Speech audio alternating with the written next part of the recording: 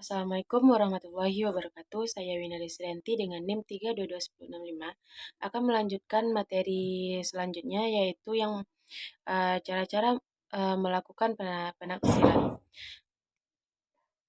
Yang mana ada banyaknya alat yang dan cara untuk digunakan untuk meramalkan penjualan menurut sifatnya atau metode untuk melakukan penaksiran atau peramalan tersebut dapat dibedakan menjadi dua yang dikemukakan oleh Muhammad Munandar 2021 yaitu bersifat kualitatif dan bersifat kuantitatif.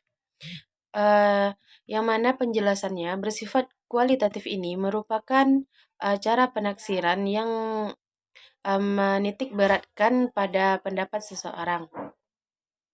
Dan yang cara penafsirannya semacam ini yaitu mempunyai kelemahan yang menonjol, yaitu bahwa pendapat seseorang seringkali banyak diwarnai oleh hal-hal yang bersifat objektif. Dengan demikian, ketepatan hasil taksiran menjadi dapat diragukan. Adapun beberapa cara penafsirannya atau peramalannya, yang pertama yaitu pendapat pemimpin bagian dalam pemasaran. Yang kedua, pendapatan lembaga-lembaga masyarakat. Yang ketiga yaitu pendapatan para petugas penjualan. Yang keempat itu pendapatan konsumen. Yang kelima, pendapatan para ahli yang dianggap dapat memahaminya.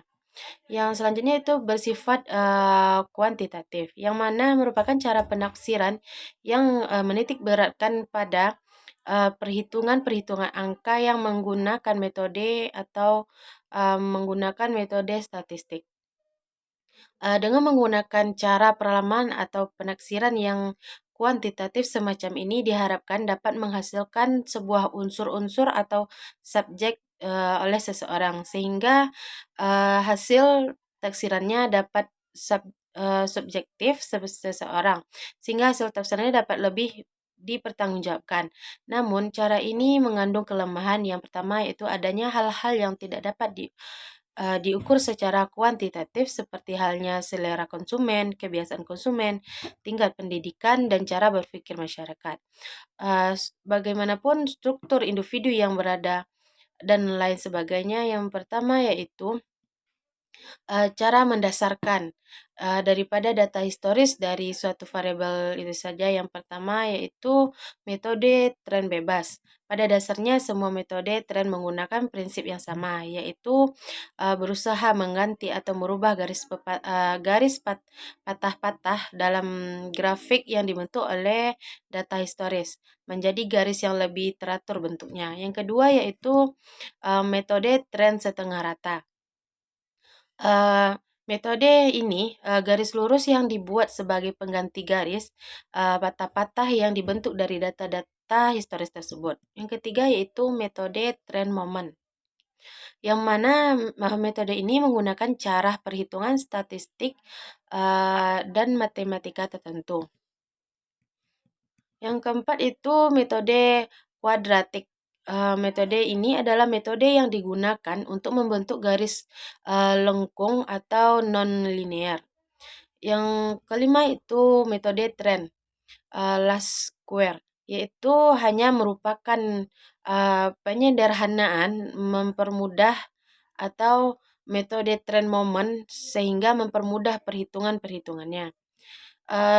Selanjutnya yaitu poin kedua, cara yang mendasarkan diri pada data historis dari variabel yang akan ditaksir serta hubungannya.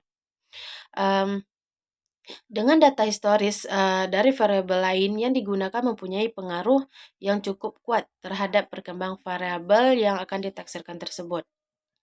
Yaitu ada beberapa metode atau beberapa regresinya. Yang pertama itu metode regresi tunggal, di mana penafsiran hanya menggunakan satu variabel yang dipengaruhi dan satu variabel bebas. Yang kedua itu regresi ganda, di mana penafsirannya menggunakan satu variabel yang dipengaruhi dan lebih dari satu variabel bebas. Poin ketiga yaitu cara penafsiran yang menggunakan metode dan statistik tren atau regresi yang ditetapkan pada sebagai analisis kasus.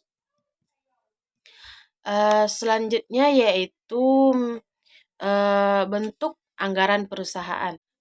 Adapun bentuk umum dari tren garis lurus dan garis lengkung yang sering dipergunakan untuk penyusunan peralaman penjualan produk perusahaan tersebut adalah yang pertama, Y sama dengan A tambah BX untuk tren garis lurus, serta Y sama dengan A tambah BX ditambah CX kuadrat untuk tren garis lengkung, di mana Y sama dengan variabel yang akan diramalkan. Dalam hal ini adalah peramalan penjualan produk perusahaan.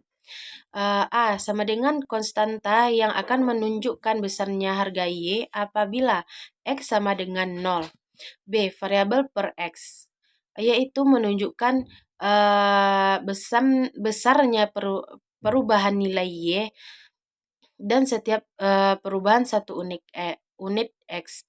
X sama dengan unit waktu yang dapat dinyatakan dengan minggu, bulan, semester, tahun, dan lainnya, tergantung kepada kesesuaian dari perusahaan itu sendiri.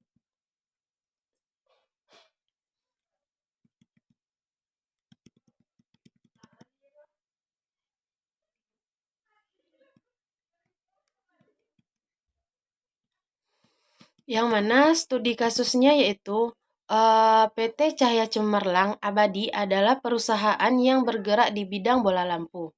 Perusahaan ini memproduksi dan sekaligus memasarkan dua jenis produk yang masing-masing produk itu adalah Peru 1 atau P1 dan Peru 2 atau P2. Data penjualan perusahaan tersebut pada waktu-waktu yang lalu adalah sebagaimana digambarkan dalam tabel di dalam tabel PT Cahaya Cemerlang Abadi. Data penjualan tahun 2004 sampai 2008. Yang pertama itu tahun 2004, P1-nya sama dengan 10 dan P2-nya sama dengan 15.000. Yang kedua yaitu tahun 2005, yang mana P1-nya sama dengan 10.100, P2-nya 16.000.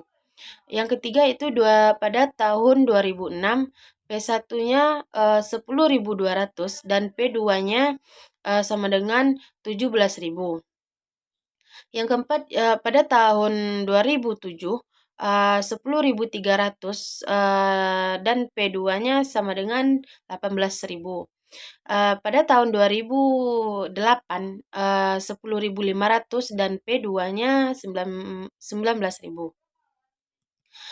PT Cahaya Cemerlang Abadi, persiapan peralaman penjualan P1, yang mana X yang pertama yang mana satu X 10 sama dengan Y per 2 sama dengan XY min 20.000 sama dengan X kuadrat 4 sama dengan X kuadrat Y sama dengan 40.000 dan X kuadrat sama dengan 16.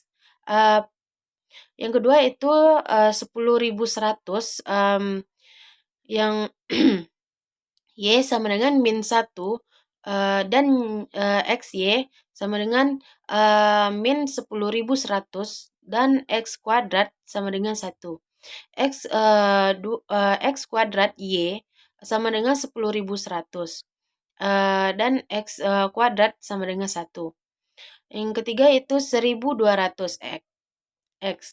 Y sama dengan 0, XY sama dengan 0, X kuadrat sama dengan 0, X kuadrat Y sama dengan 0, dan X kuadrat sama dengan 0.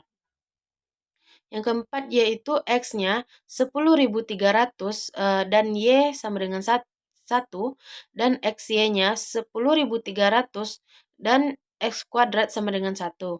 X2Y sama dengan 10.300 dan X kuadrat sama dengan 1.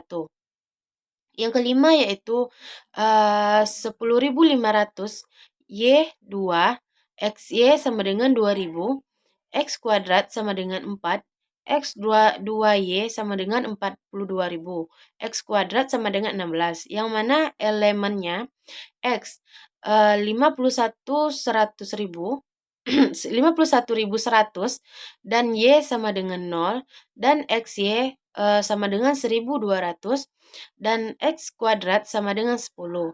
XY kuadrat, X 2Y kuadrat itu 102.400, dan X kuadratnya 34.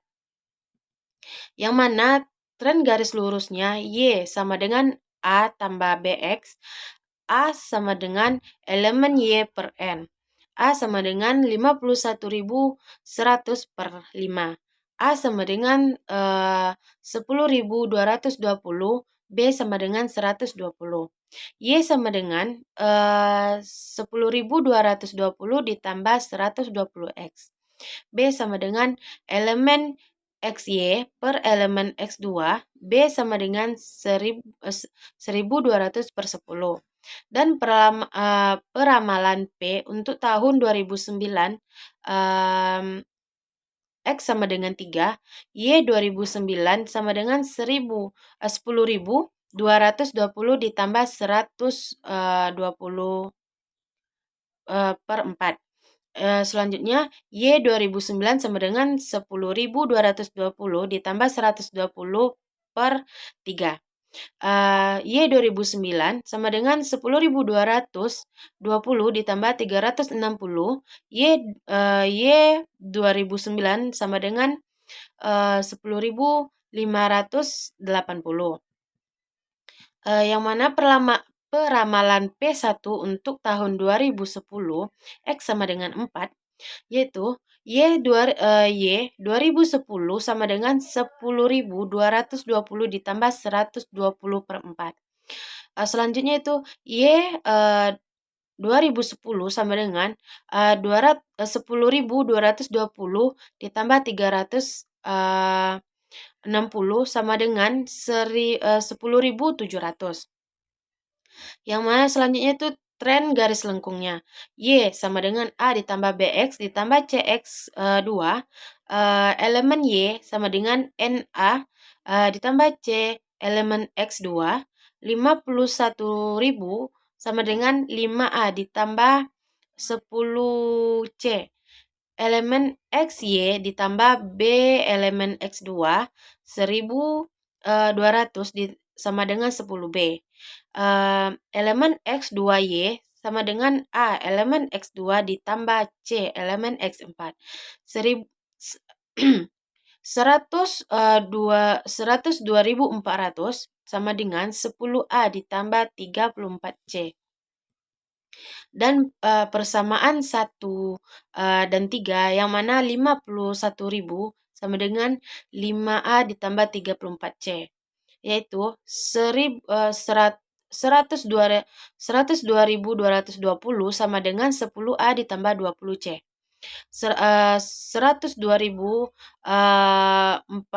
sama dengan 10A ditambah 34C per 180 sama dengan min 14C. C sama dengan 12,84.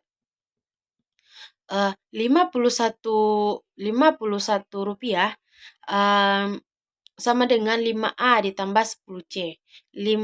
5A ditambah 10 buka kurung 12,86 tutup kurung.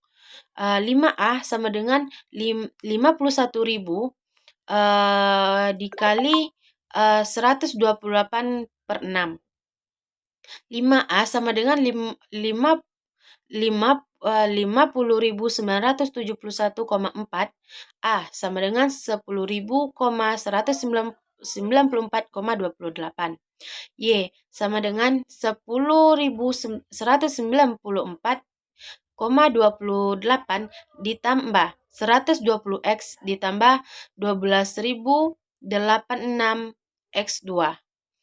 Jadi, peramalan P1 untuk tahun 2009 X3 Y 2009 yaitu sama dengan 10.194,28 ditambah 120 buka kurung 3 tutup kurung ditambah 12.008,86 3/2 Y 2009 sama dengan 10.194 ditambah 480 ditambah 205,74. 2009 Y 10.670,02 dibulatkan menjadi 10.670 dan peramalan P1 untuk tahun 2010 X sama dengan 4 Y 2010 sama dengan 10.194,28 ditambah 124 buka kurung 4 tambah 12,86 buka kurung 4/2 Y 2010 sama dengan 10.194,28 ditambah 480 ditambah 205.076 Y 2010 10.880,4 dibulatkan menjadi 10.880.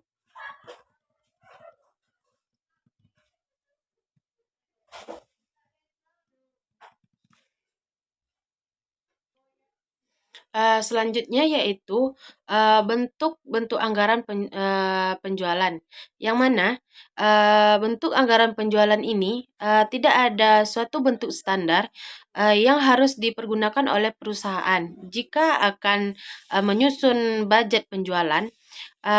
Ini berarti setiap perusahaan mempunyai kebebasan untuk menentukan bentuk serta formatnya. Namun harus mencakup rencana tentang jenis kualitas barang yang akan dijual, jumlah kuantitas barang yang akan dijual, harga barang yang akan dijual, waktu penjualan serta tempat daerah penjualan. Sekian penjelasan dari kelompok 3. Wabillahi taufiq wal hidayah. Wassalamualaikum warahmatullahi wabarakatuh.